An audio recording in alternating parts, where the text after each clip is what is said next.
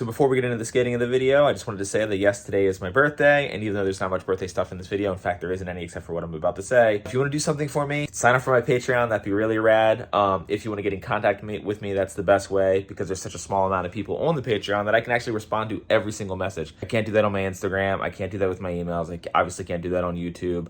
As well as that's where my trick tips are going to be. That's where a lot of exclusive content is going to be. Everything from behind the scenes to just completely different skate videos that I'm not posting on my main channel. I'm going to try to stay on top of my Patreon pretty well. I already have, it's been a couple days and I already have, I think, like 3 videos up. I have like a video part that no one's really seen with footage that has never been released in anything else, as well as a Q&A video. And yeah, I just try to respond to everything that you guys say on there. And I'm also open for requests. So if you go on there and you have a good idea for a video for me to do, let me know. That would be awesome. And I would really appreciate the support. It lets me do what I do. So thanks. In this video, I take you through the process of me learning a trick. I help Sean learn a trick, and then I go over tricks and tips to like getting better at transition skating that no one really talks about, just like sort of subtle in-between moves. Sean just asked, well, first of all, he brought me this blade so I could re-grip a board, but I left the board at home, but I have the grip tape, because that's how together I am this morning. But I started punching holes in this, and he was asking what I'm doing. What are you doing? I just bought these pants at the thrift store. Were you there? No, I got these without you. Sorry, Sean. And since maternity pants never have belt loops. Oh, you have to make your own. You have to DIY belt loops. I make holes for shoelaces. Christian gave me all those indestructible shoelaces. You're going to use one as a belt? Well, the whole thing with it is they last me so long that he gave me 2 sets, and I'm like, well, I'm still in the first set, so I might as well put the other set to use. You're left-handed. You didn't know that? I might have known, but forgotten. Classic right-handed person. So I don't know if you saw on Sean's channel. Yeah, there it is. He did a video where he learns a little bit more transition stuff. Right now we're doing back to the 50s where you like lock and cross lock immediately. See a lot of people that start off kind of toe side and then switch to cross lock. And I'm like, no, just start off in cross lock. It's easier to control. So he's starting to figure that out. He kind of treats his back to the 50s on transition like a slappy. Like he's very aggressive with getting into it. I'm trying to like have him like be a little bit more mellow, be gentle with it. See how aggressive he is? You're getting like to the coping and then turning, like start turning down here. Yeah, you wanna lock into your grind like 5 feet away from the bottom of the ramp where you came up on, like really arc that thing. Yeah, that was better. My equilibrium's super far off. And then I was gonna set up a new board today, which He forgot his board. Forgot the board. I like got the grip tape, didn't bring the board. But like it's just got such gnarly razor tail and like yeah, there's just so much stuff I gotta switch out. I know it doesn't look that bad to you, but this right here. Yeah, you can hear it when he's skating. It's like brrr. Yeah, it's just not in the best shape. I mean, I'm spoiled, so whatever. I'm just sponsored. Hashtag sponsored. Hashtag sponsored. But yeah, I'm just gonna try to today just go about skating in a way that I can still like get more comfortable on my skateboard, even though I'm super uncomfortable. You look pretty comfy ripping around the ball. Ah, yeah, but I'm falling on like Smith grinds and stuff. Like tricks that usually like my warm-up flow around. I'm gonna work on one specific thing, and that's just being a little bit more delicate on my board with certain tricks. Because when you're light, especially when it comes to transition, it lets you switch around your grind, switch around your stalls, and switch around your body weight, which is the most important thing. When you watch skaters who like blast like gigantic airs, when they smack their tails and smack their disasters, that looks aggressive. But 100% of the rest of the trick is super light and delicate. Transition skating is way more like ballet than anything. Like so you reckon it's all like just like light-footed? It's flowing your body weight around. It's trying to be like as not off your board as possible, but like this little sweet spot where you're kind of hovering around it when you get near coping. But if I like lightly delay everything with speed though, because don't confuse speed and aggression, they're 2 different things. You can just kind of float into everything.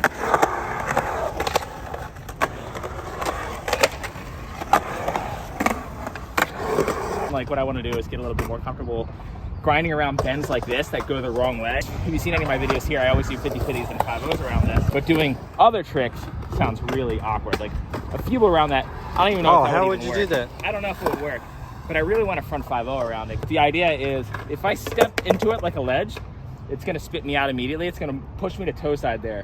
If I'm light-footed on it and I lean into it, hopefully it'll... That's the theory? It'll let me stay heel side. Yeah, I almost went out. I did fall out on that one.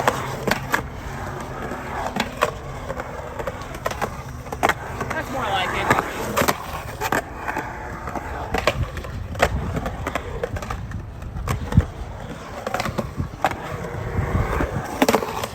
Woo! I gotta go like like this. Like I gotta like get here, have my body weight out here, and then just slowly shuffle it in, and I think that'll bring me back around. Oh, that looks crazy from here. That's not how you do that.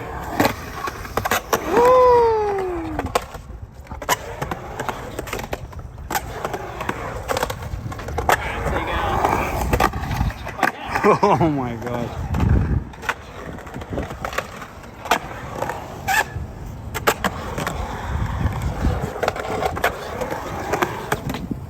Oh. You move fast, but it's gentle. I'm not Yeah. I'm trying to keep as much body weight off my board as possible. Ah, you're kind of light footing. And if you think about that when you try tricks like this, it just makes it so much fucking easier. Because if I was just trying to like barge through it, which is how I would have skated all the way up until about a year ago, I probably wouldn't have been able to figure it out. What changed a year ago? Tell us. Watching Craig skate. Really? Dude, watch him skate and then... He's so floaty. Him and Jake Wooten too was a big one for me. Wooten. I mean, that was recent, but Andy Anderson described him as a fox tape skater. He's always here or here when he's riding. Really? He's like so light-footed that he's just always on the fox tape of a shoe. And I was like, I've never wanted anything so bad. No, I'm serious. Like growing up, like you get year right, and you're like, man, I want Eric Costen's control. Or Yeah. I did want that stuff, but nowhere near as bad as I want Jake Wooten's fucking control over his transition skating. He skates street the same too. Like when you see him do I've never seen him skate street. oh, it's great because he skates street like transition. Wow. Like how sometimes when people will ollie on transition, the board will do this like light little wobble, but they keep control over it. That happens when he does like nollie heel flips. Oh, it'll just kind of It'll float. go to his feet and then just kind of like wobble around, but he has so much confidence in his board control that he just makes it happen. I'll try to feeble around it. I'm pretty sure that's not gonna work. Not just because of the angle, but because it's so mellow. You can't get the right pinch on it. Yeah, like if it's this mellow and you have your wheel dragging on the inside, like this wheel here will try to pull you off. Maybe I'll try it on that one first. Let's see if it even feebles. I don't even know if it'll feeble. Oh! Whoa! See how it just grips? Like maybe I can do like a... There's this like secret feeble. Secret feeble. Secret feeble mellow transition is when you're like this, and you're like that. Oh, you'll lift it a bit. You like kind of Fibo. That's the secret society feeble. It's a secret society feeble. That's probably how I have to do it. Oh! I kind of made it to the other side, right? Yeah. That wasn't a very enthusiastic yeah. It just stuck, that's all. There you go. Oh! Just accept the fact that every time you fall, it's a sliding board and you'll be okay. They always try to run out. You can run out when it's this small. But when it gets to vert, Oh yeah, you got a slidey. I run out like an idiot. Slidey boys all day. Like I have knee pads and I haven't used them yet. I need to teach myself how to use them. Yeah. So mellower transition is harder to feeble on, Feebles obviously. and Smiths. Oh, so that's why I'm having trouble with this. Yeah, the second your toe side wheel catches, you're stuck. It's a Smith, but instead of smithing like you normally would, you have to do a little manually. Yeah, you got to lift it a bit. Which sucks because I always do my Smith and I always ollie out. Yeah. And when I go to do the dip, sometimes my wheel will touch the transition and stop me. Like really light-footed. There you go. Like a superpower of Kyle Berard was he used to be able to do back Smiths. He used to be able to do barley grinds on transition mellower than this. Really? No, he would just kind of slightly manual it. It's that light-footedness that we were talking about. Yeah. Like that feeble, the reason that's not working is because I'm leaning too into it. I'm relying too much on the grind and not on my body weight pushing to the other side. Now that I say that, it makes me want to try it again. Yep.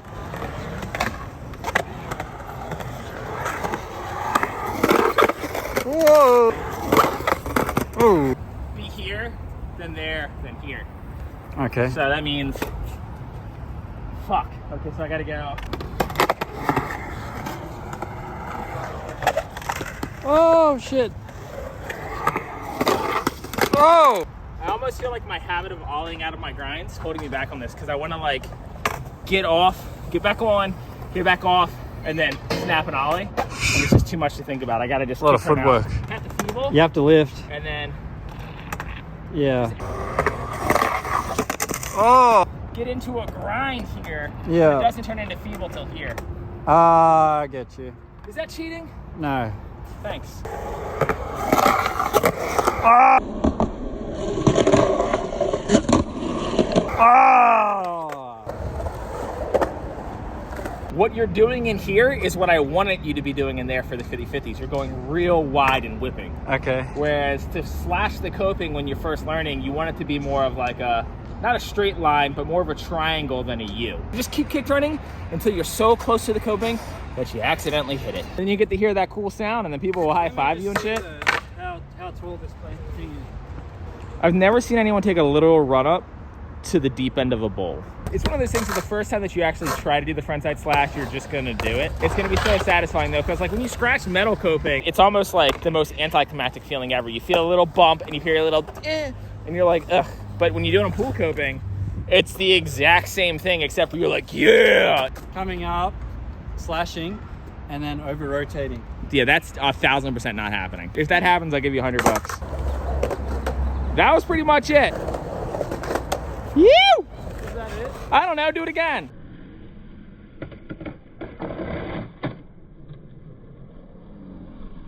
You know what helps me with like transition that's like that? Thinking that I'm close to the ground, but on a wall.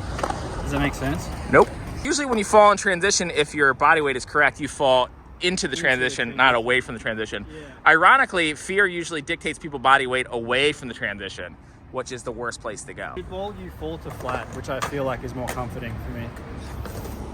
Well, he was asking me how I like come up with lines when I skate transition like this. Yeah, I don't plan out anything. I think one of the things that you get comfortable with is the difference between a backsmith, a back Fibo, a back Fibo, a back tail is so subtle that you really can make those decisions kind of last minute. So like wherever I end up, if my body weight is favoring one grind or another, that's the one that I'll throw. Because yeah, transition is so gentle with your body weight that you don't have to like really fully commit to much. Like there's definitely times, and you'll see like, you know, skaters skate transition where they'll go for a back tail and they'll accidentally lock a susky and they'll just stay on the susky anyways and then revert out, because the difference between the two tricks is slight adjustments in body weight. Transition skating, it is all just commitment. If you feel comfortable and you convince yourself that you're comfortable in transition, you're gonna land way more than you fall. Well, maybe you should start learning how to axle stall crosslock. That's, I do, don't I? No, you axle stall toe side, then shuffle to crosslock, which is really common. A lot of skaters do that. I used to do that too. And then I started being a Heelside 50/50er, which was really scary for me. So I just ended up being a 5-0er and a feebler. Now I do 50/50s, and it's like my favorite grind to do. Back 50/50 on everything is my favorite thing. Ledges, rails, quarter pipes. I just love the way it feels. I like when people back 50 ledge and they pop out and their board goes all like that for a second. And then have you seen that? All right, so basically, let's talk about a couple little secrets to transition skating. These are things that I've learned over the past however long I've been skating transition. Subtle things that I feel like people don't talk about. Like people, when it comes to learning how to skate transition, it's always a lot of the same advice. And I think there is some overarching concepts that really make skating transition that much easier. And I think a lot of them is not necessarily the tricks that you're doing, but the things around the tricks that you're doing. So for example, like, I don't know if you ever noticed this, but every pinch that comes from a round rail is the same pinch that you use for transition.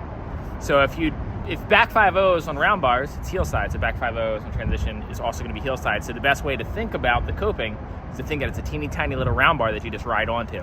And to me, that really helps me focus on getting my cross locks correct on back 50/50s and stuff, because I think, oh, I'm just not ollieing into a back 50/50 on a round bar. Another thing that I think a lot of people overlook is understanding how slippery whatever you are skating is. And like if you watch like Jake Wooten or any of like the best transition skaters, their first run usually looks something like this. Like they'll be like,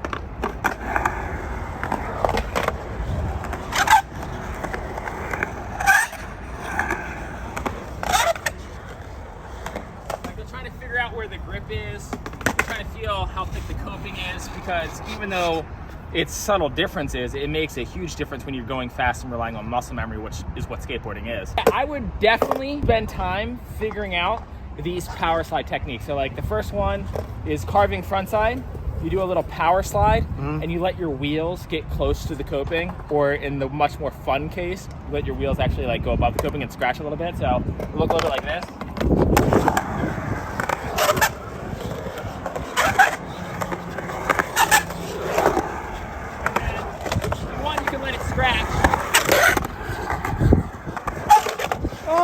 Not only is that little power slide Smith grind like a good indicator of what you're working with transition, it is the most fun trick ever. And all you do, you just stay really far in the back seat and you just kick your front foot up while holding your back foot down, and it's just pivoting off of this point. So pretend that this foot is stabbing into the ground and this foot is just pushing it. And when you go up transition, it's actually slipperier than you'd expect. Even if it's like a grippy ramp, since gravity's lessened, you can kind of like skim anywhere you want. And I think that is such a fun trick, but also like a good indicator. And the other cool thing about sliding up is it also gives you a better idea of how to slide down. So if you watch me skate, I do this trick a lot.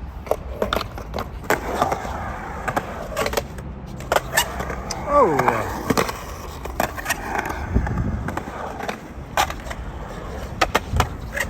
Those little power slides on the way in is a good way to get out of something like, if I'm in a back 50-50 and I'm planning to go to Fakie, my shoulders aren't letting me. Like, let's say I get into a back 50-50. Like, I'm leaning to Fakie, but I'm going so fast that it's pushing me to forward. I'll do the little shuffle out. And to get out of that, all you do is you just sort of Michael Jackson, like, Oh, you just lift. That's all you do. You do a lift, so hopefully you're cross lock. And then when you lift up here, you just dodge off this, and the second you go from here, you lean into this side. So it's like, oh my. It's a literal just, it looks way more dangerous than it is. It's power slide. You're literally just going. Good way to figure that one out.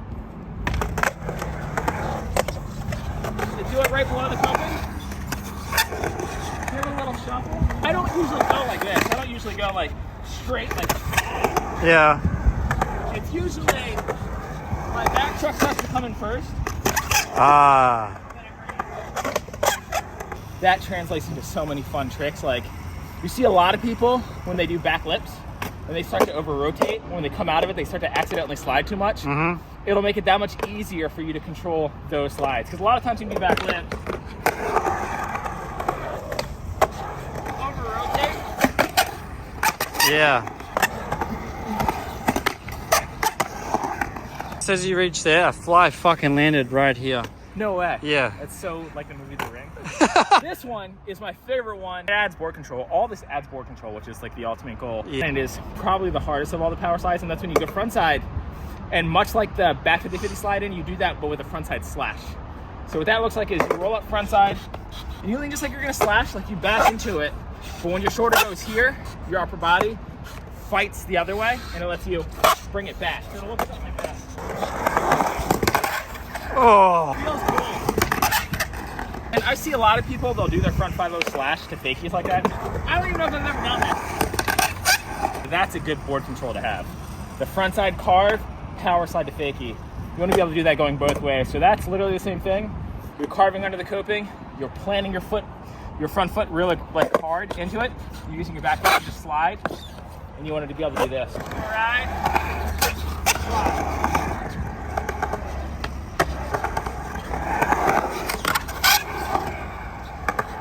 And there's a lot of tricks that depend on those exact.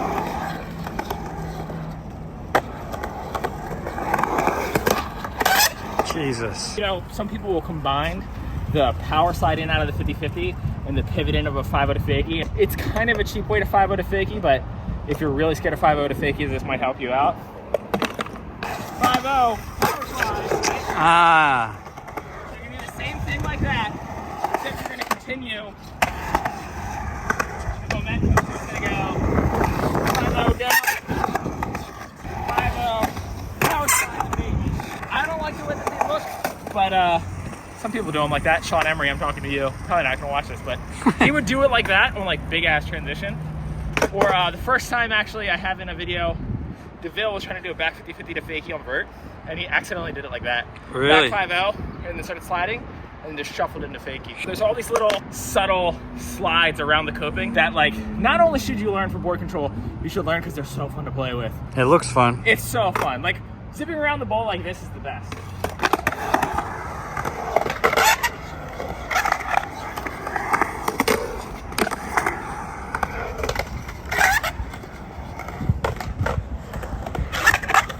Ooh. It looks like you're doing a lot, but you're not. Another one, and I've talked about this briefly in another video, how much security is actually in this right here. This right here, this position, both regular and fakie, or switch if you want, in a rock position, is there's so much access to so many things when you're here. So it's very common to be doing a line, you don't have enough speed. You get stuck like that? You're in a rock.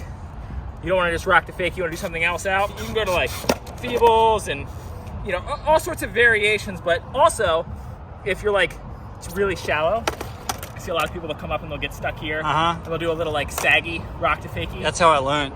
No speed after that. If you're doing a rock to fakie like that, and let's say I want to do something over there with some speed, you can't do that. So if you're here, I don't have any speed, and I go like this, just barely get it up, there's nothing to work with. But if you learn in the truck, there's this little buddy right here, and you can actually set it on the other side of the coping, and you can hold yourself there. And when you hold yourself there, you can climb your body weight up and then shuffle it up. So it looks like this.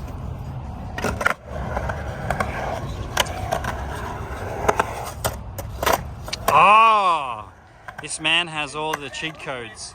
I can go from no speed to really good speed. Learning those two things, I would argue, is like kind of important. Like, it's not something that people set out to learn. No. That's what this video is about. I'm trying to tell you things that people don't necessarily say, hey, go learn this, but they're things that you learn as you get better at skating that you're like, oh yeah, this is the way to do that.